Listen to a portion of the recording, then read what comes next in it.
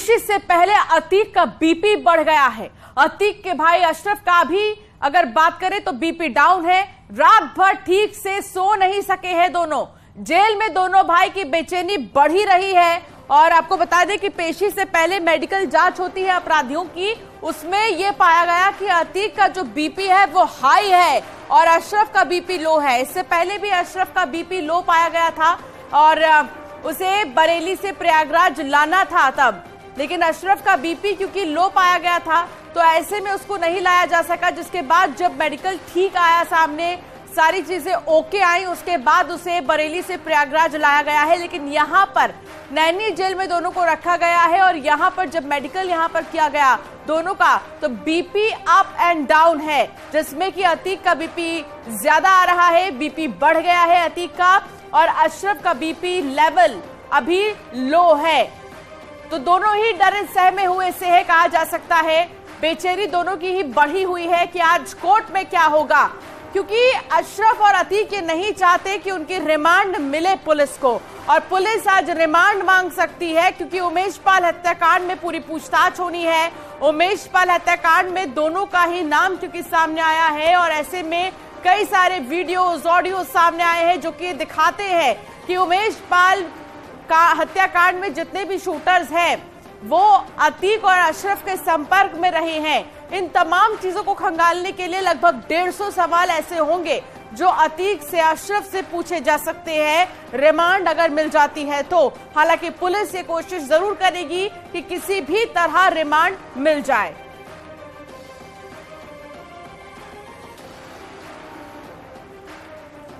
तो पल पल की तस्वीर और अपडेट आप तक पहुंचाएगा, लेकिन इस बीच उमेश पाल की पत्नी क्या कह रही हैं, जया पाल, आपको सुनाते हैं।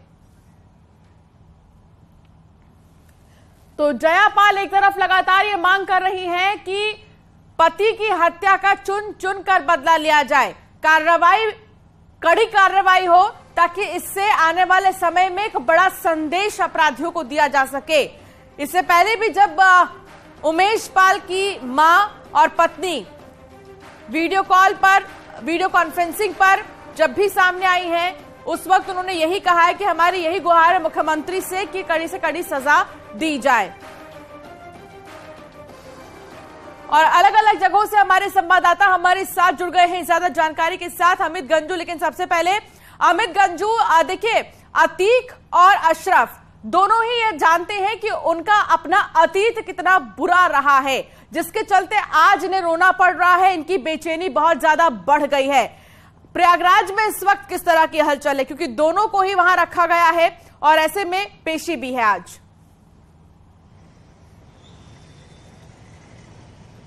देखिए, मैं आपको बताना चाहूंगा कि पास्ट में किए गए कर्म या पास्ट में किए गए कुकर्म या पास्ट में किए गए अपराध की सजा प्रेजेंट में भुगतनी पड़ रही है। उसको लेके फ्लक्चुएशन और ब्लड प्रेशर हो रहा है, एक को हाई हो रहा है, एक को लो हो रहा है। हाई इसलिए हो रहा है कि कहीं ना कहीं न्यायालय अब से 15 से 20 मिनट में न्यायालय वो पेश होने वाले जो हमारे पास होते कि 10:30 और 11:15 के आसपास उन्हें यहाँ पेश किया जाएगा। और उसका लो इसलिए हो रहा है क्योंकि वो पहले दिन से कह रहा है कि मैं कुछ नहीं जानता हूँ, लोग कौन मिलने आते हैं उसे नहीं पता, फोन किससे होना है अशरफ को उसको पता नहीं। अब मैं अपने कैमरामैन से कहूंगा कि यहाँ का आप दृश्य दिखाने की कोशिश करें। ये वो रास्ता है जिस रास्ते से, जो हमारे पास सोर्सेज है, पहले तो बैरिकेडिंग दिखाना चाहूंगा। ये पूरा रास्ता बंद कर दिया गया है, जहां तक कैमरे की नजर जा रही है पूरे रास्ते को एक तरफ से बंद कर दिया गया है। ये वो रास्ता है जिस रास्ते से जिलाधिकारी कार्यालय का ये पैसेज गेट परिसर है, यहाँ इसको छावनी में तब्दील कर दिया गया है। पुलिस के अधिकारी, पुलिस के ऑफिसर्स, एलआईओ की टीम यहाँ मौजूद है। इसी रास्ते से ये वैन के माध्यम से लगाए जाए, जिसको लेकर ऑफिसर्स यहाँ मुस्तैद है, एक दूसरे को ड्यूटी समझाई जा रही है। एलआईओ के ऑफिसर्स मौजूद हैं। इस पैसेज के रास्ते से गाड़ी जाएगी और ठीक इसके जो पीछे एक गेट बना है, मैं अपने कैमरामैन से कहूँगा पैन करके दिखाएं, उस गेट के माध्यम से वहां गाड़ी रुकेगी। उसके बाद लगभग 50 से 100 मीटर पैदल चलने के बाद इनको न्यायालय में वहां पेश होना होगा, क्योंकि सिक्योरिटी रीजन की वजह से बड़ी व्हीकल, जो प्रिजन व्हीकल है, इन रास्तों से, मैं अपने कैमरामैन अनिल से कहूंगा एक बार फिर ये दृश्य दिखाने की कोशिश करें। ये वो रास्ता है जहां बैरिकेडिंग लगा दी गई है। अब इस बैरिकेडिंग के आगे 10 बजे के बाद से या 10:15 के बाद से व्हीकल्स नहीं जाएंगे। इससे लेफ्ट एंड टर्न व्हीकल का जाना पॉसिबल नहीं, इसलिए इस रास्ते के माध्यम से इसको वहां ले जाया जाएगा। ये एक्सक्लूसिव तस्वीर आप दिखा रहे हैं, एक्सक्लूसिव तस्वीर आप दिखा रहे हैं अमित, लेकिन ये दर्शकों को भी बता देते हैं, हम इस वक्त की एक बड़ी खबर बता रहे हैं, जहां सीजेएम कोर्ट में थोड़ी ही देर में अतीक और अशरफ की पेशी होगी। सीजेएम कोर्ट में पेशी होगी। साबरमती से लाया गया है अतीक को प्रयागराज तक और बरेली से अशरफ को लाया गया है प्रयागराज तक, और थोड़ी ही देर में, कुछ ही देर में पेश किए जाएंगे दोनों ही माफिया ब्रदर्स। उमेश पाल हत्याकांड में पूरे मामले में क्या भूमिका रही है, किस तरीके से बातचीत होती थी, तमाम ऐसे सवाल हैं जो पूछे जाएंगे। लेकिन तब जब ये रिमांड मिल जाएगी, क्योंकि आज पुलिस रिमांड मांगेगी कोर्ट से अतीक और अशरफ की। सर्वेश दुबे हमारे संवाददाता प्रयागराज से जुड़े हुए हैं सीजेएम कोर्ट से ही, हम उनसे जानकारी लेंगे। लेकिन उससे पहले आपको सुना देते हैं उमेश पाल की मां ने क्या कुछ कहा है। जो कुछ कर रही है इस समय सरकार, वो अच्छा कर रही है, इसलिए कि उनके ऊपर तो मुझे कुछ कहना नहीं है। अभी तक जो जांच उन्होंने किया है या जो फैसला दिया है वो अच्छा दिया है, इसलिए मेरा पहले से कहना है कि मुझे शासन प्रशासन में विश्वास है और जो मुख्यमंत्री जी कर रहे हैं बहुत अच्छा कर रहे हैं। राजूपाल हत्याकांड के गवाह होने से उसने अपहरण कराया, अपहरण के बाद जो भी उसको कहना बोलना था वो कहता बोलता था। अब जो था, अब तो बेटे को मेरे लूट ही लिया, अब तो सारी कहानी खत्म हो गई, उसको सजा भी मिल गई। अब ये जो मर्डर केस का जो उसको परिणाम मिलेगा वो भोगेगा। तो देखिए, उमेश पाल की मां को आप सुन रहे थे, जहां उनका ये कहना है कि सजा तो मिलनी चाहिए चाहे कुछ भी हो जाए। इसके अलावा उन्होंने कहा कि जिस तरीके से हमने अपने बच्चे को खोया है उसी तरीके से सजा मिले ताकि आगे भी एक बड़ा संदेश पहुंचे। सर्वेश हमारे साथ, हमारे संवाददाता जुड़े हुए हैं प्रयागराज के सीजेएम कोर्ट से। सर्वेश, हाई सिक्योरिटी में तब्दील कर दिया गया है पूरे कोर्ट परिसर को, क्योंकि थोड़ी ही देर में किसी भी वक्त पेशी हो सकती है दोनों की। सर्वेश, देखिए, निश्चित तौर पर इस वक्त मैं जिला कोर्ट के मेन गेट पर हूं और ये पुरानी बिल्डिंग है। आप देख सकते हैं यहाँ पर किस तरह से फोर्स का डिप्लॉयमेंट किया गया है और तमाम जो लोग हैं उनको भी सिक्योरिटी चेकिंग के बाद अंदर जाने दिया जा रहा है। और आज खासतौर पर सीजेएम कोर्ट में माफिया अतीक अहमद और अशरफ की पेशी होनी है, तो जिन अधिवक्ताओं के उस कोर्ट में केस लगे हैं उन्हीं को जाने की इजाजत है। ज्यादा भीड़ वहां पर नहीं होगी। अन्य कोर्टों में भी लिमिटेड लोगों को जाने दिया जा रहा है। इसके साथ ही साथ चारों तरफ सिक्योरिटी अरेंजमेंट्स किए गए हैं और ये वो गेट है जिस गेट से माफिया अतीक अहमद को अंदर ले जाया जाएगा। प्रिजन वैन सीधे गेट के अंदर जाएगी और उसके बाद सीजेएम कोर्ट में पेशी होगी और जेल के बाहर अब प्रिजन वैन वहां पहुंच चुकी है और इसके साथ साथ तैयारी की जाएगी। और वो रास्ता हम आपको दिखाएंगे कि जिस रास्ते से यहां से अतीक अहमद को ले आया जाएगा वहां पर भी बैरियर लगाए गए हैं। कई जगह पर जो है वो सिक्योरिटी के अरेंजमेंट किए गए हैं ताकि ज्यादा लोग आज कोर्ट की तरफ रुख न करें, इसका यहां पर पूरा ध्यान रखा जा रहा है। जगह जगह बैरिकेडिंग लगाए गए हैं और जब कोर्ट में यहां पर पेश किया जाएगा तो सबसे बड़ी बात यह है कि Umesh Pal shoot out case में पुलिस जुडिशियल कस्टडी रिमांड बनवाएगी। उसके बाद पुलिस कस्टडी रिमांड मांगी। माना यह जा रहा है कि 14 दिन की कस्टडी रिमांड मांगेगी और उसके बाद Umesh Pal shoot out case में पुलिस पूछताछ करेगी। पुलिस क्या पूछताछ कर सकती है और किस तरह से कोर्ट से रिमांड मांगेगी, हमारे साथ जिला कोर्ट के अधिवक्ता हैं निशीत पांडे जी, उनसे बातचीत करेंगे। सर, ये बताइए कि आज जब कोर्ट में पेशी होगी अतीक अहमद और अशरफ की, तो किस तरह से कितने दिन की रिमांड मंजूर हो सकती है और कितने दिन की पुलिस मांगेगी, क्या मानते हैं आप? इनके ऊपर, अतीक के ऊपर कई हीनियस क्राइम पे केस चल रहे हैं। अब देखना ये है कि किस केस में जो है रिमांड मांगती है। अगर इनका गैंगस्टर एक्ट और उमेश पाल वाला है तो उसमें मांगती है तो उसमें 14 डेज का होगा और अदर जो इनके ऊपर चल रहे मुकदमे चल रहे हैं उसमें सीबीआई या आईबी अगर मांगती है, ये टेक्निकल जी बता रहे हैं आपको, तो उसमें 90 डेज की भी रिमांड हो सकती है। सर डीजीसी क्रिमिनल हमारे साथ हैं, डीजीसी क्रिमिनल पहुंच गए हैं गुलाब चंद अग्रवाल जी। सर बताएं कि किस तरह से यहाँ पर आज जो है कोर्ट में पेश करने के बाद यहाँ पर कस्टडी रिमांड मांगी जा सकती है, क्या होगा? देखिए, डीजीसी क्राइम होने के नाते आज उमेश पाल उर्फ कृष्ण कुमार पाल के हत्या के मामले में माननीय न्यायालय सीजेएम श्री दिनेश गौतम द्वारा अभियुक्तगण अतीक अहमद व अशरफ को जरिए बी वारंट तलब किया गया है और आज अतीक अहमद और अशरफ को सीजेएम न्यायालय में प्रस्तुत किया जाए। ये बताएं कि कितने दिन की कस्टडी रिमांड मंजूर कर सकती है कोर्ट? 14 दिन की अगर मांगती है तो? देखिए, ऐसा मैटर है कि इसमें अतीक अहमद और अशरफ को माननीय न्यायालय सीजेएम के यहाँ प्रस्तुत किया जाएगा और यह विवेचक के ऊपर है। अगर उन्हें अन्य तथ्य या साक्ष्य, अतिरिक्त साक्ष्य एकत्र करने हैं तो उनके द्वारा पुलिस कस्टडी रिमांड हेतु दरखास्त दी जाएगी और उसमें यदि उनके द्वारा दिया जाता है तो अभियोजन अपना पक्ष मजबूती, सुदृढ़ व पुरजोर तरीके से रखेगा। करीब कितना वक्त लगेगा यहाँ पर अगर पेश करते हैं तो करीब कितने बजे तक ये कार्रवाई चल सकती है सीजेएम कोर्ट में, जिसके बाद कस्टडी रिमांड मंजूर हो सकती है?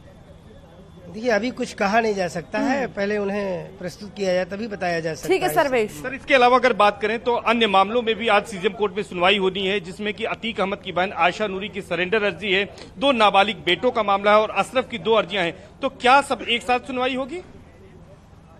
ये तो न्यायालय पर है, उसमें न्यायालय द्वारा ठीक है सर्वेश निश्चित की गई हैं। ठीक है सर्वेश, तो बहुत ही महत्वपूर्ण बातें हैं जो यहाँ पर कही गई हैं वकील की तरफ से।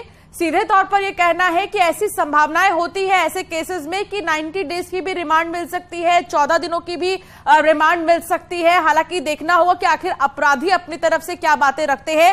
हमारे तमाम जो रिपोर्टर्स हैं ग्राउंड जीरो पर मौजूद है, पल पल की तस्वीर आप तक पहुंचा रहे हैं। ऋषभ की ओर भी मैं रुक करूंगी, लेकिन उससे पहले उमेश पाल की पत्नी जयापाल ने क्या कहा यह भी आपको सुना देते हैं।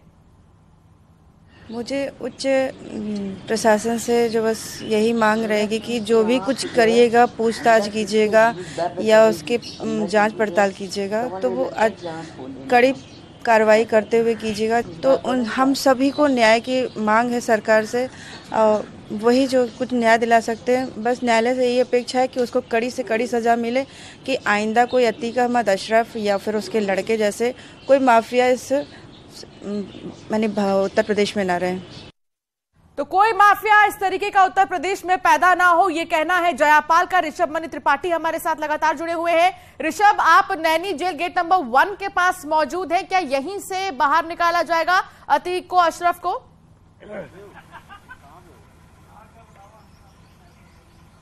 जी देखिए, मैं इस वक्त नैनी जेल के बाहर ही मौजूद हूं। आप देखिए अलर्ट हो गया है, जितने भी जेल कर्मी इधर उधर थे वो सब आके गेट पर तैनात हो गए हैं और ऐसा बताया जा रहा है कुछ ही देर में दोनों भाइयों को यहां से निकाला जाएगा। और उमेश पाल मर्डर केस के जो इन्वेस्टिगेटिंग ऑफिसर हैं इंस्पेक्टर धूमानगंज राजेश मौर्य, वो सुबह 8:30 बजे आ गए थे, वो अंदर है और तमाम जो कानूनी कार्रवाई है उसको कर रहे हैं।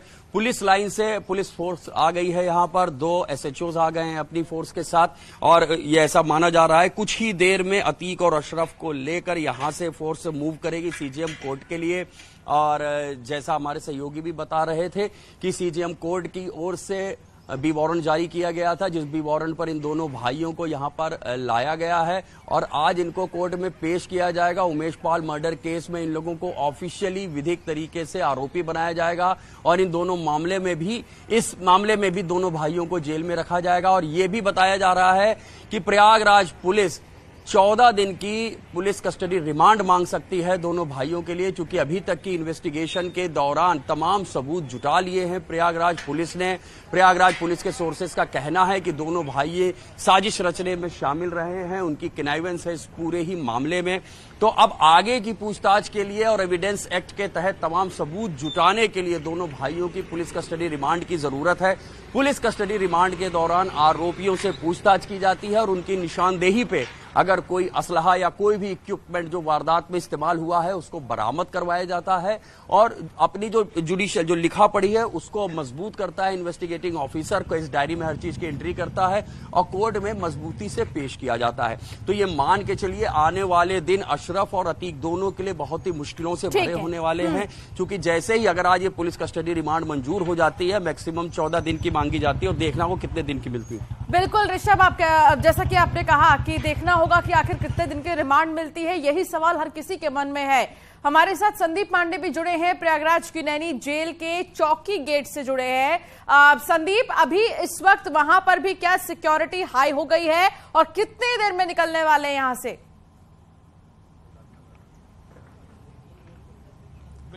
बिल्कुल नैनी जेल में अलर्ट कर दिया गया है। ये चौकी गेट है, नैनी जेल का चौकी गेट। हम अपने वीडियो जर्नलिस्ट जगदीश उपेती से कहेंगे, आप देखिए यहाँ पे फोर्स मुस्तैद है। किसी भी पल करीब 10:30 बजे के करीब अशरफ और अतीक का काफिला यहाँ सुरक्षा व्यवस्था के साथ निकलेगा और कोर्ट में पेशी होगी। इसी दौरान पुलिस अतीक और अशरफ की रिमांड के लिए मांग करेगी। कस्टडी रिमांड में लेने के बाद उमेश पाल हत्याकांड की एक एक गुत्थी पुलिस सुलझाएगी, अपने साक्ष्यों को मजबूत करेगी ताकि अशरफ और अतीक को कड़ी से कड़ी सजा दिलाई जा सके। इसी दिशा में पहली बार उमेश पाल हत्याकांड में आधिकारिक तौर पर अतीक और अशरफ के लिए ये कार्रवाई की जा रही है। कोर्ट में पेशी होगी और करीब 11 बजे के करीब कोर्ट ये लोग पहुंच जाएंगे और 10:30 बजे से यहां से निकलने की उम्मीद है और अशरफ और अतीक बारी बारी से निकाले जाएंगे। इसको लेकर प्रयागराज में भी पुलिस अलर्ट कर दी कि जिस रूट से काफिला निकलेगा वहां पे एलआईयू भी एक्टिव है, पुलिस फोर्स मुस्तैद है और प्रिजन वैन लग गई है। अतीक और अशरफ को ले जाने के लिए जेल गेट पे प्रिजन वैन लगा दी गई है।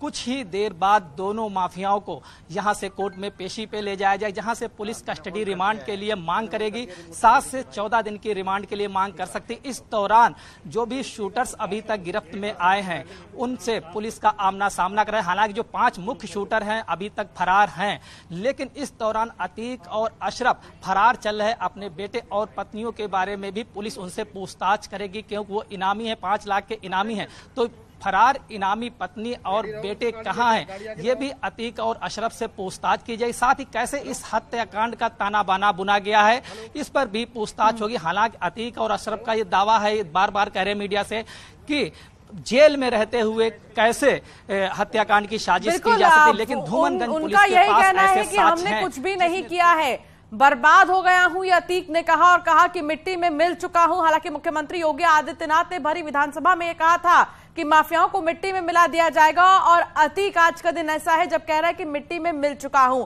सर्वेश भी लगातार जुड़े हैं। सर्वेश, इस वक्त हलचल कितनी ज्यादा तेज हो गई है? सीजेएम कोर्ट के बाहर आप इस वक्त मौजूद हैं, कितने बजे से हियरिंग स्टार्ट है सर्वेश?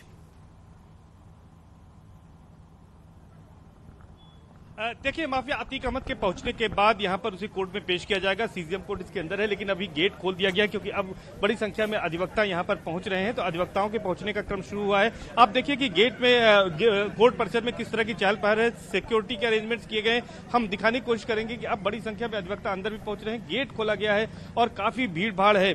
लेकिन आज उन्हीं अधिवक्ताओं को जाने दिया गया है जिनके यहाँ पर केसेस लगे हुए हैं। लेकिन ये वही गेट है जिस गेट से माफिया अतीक अहमद को अंदर ले जाया जाएगा और उसके बाद पेश किया जाएगा। और कुछ ही क्षणों में अब जो है बरेली जेल से माफिया अतीक अहमद को और अशरफ को ले आया जाएगा, जिसके बाद इसी गेट के रास्ते अंदर सीजेएम कोर्ट में पेशी कराई जाएगी और उमेश पाल शूटआउट केस में पुलिस पूछताछ के लिए कस्टडी रिमांड मांगेगी। तो ये कह सकते हैं कि यहाँ पर तैयारियां हैं और अब चहल पहल बढ़ गई है, चूंकि अब धीरे धीरे जिस तरह से 10 बज गए थे उसके बाद से। ठीक है ऋषभ, यहाँ पर तमाम इस वक्त गेट के पास आप मौजूद है, हलचल कितनी तेज है और कितना वक्त बचा है? क्योंकि कह रहे ज्यादा समय अब नहीं बचा, इनको यहीं से निकाला जाएगा बाहर।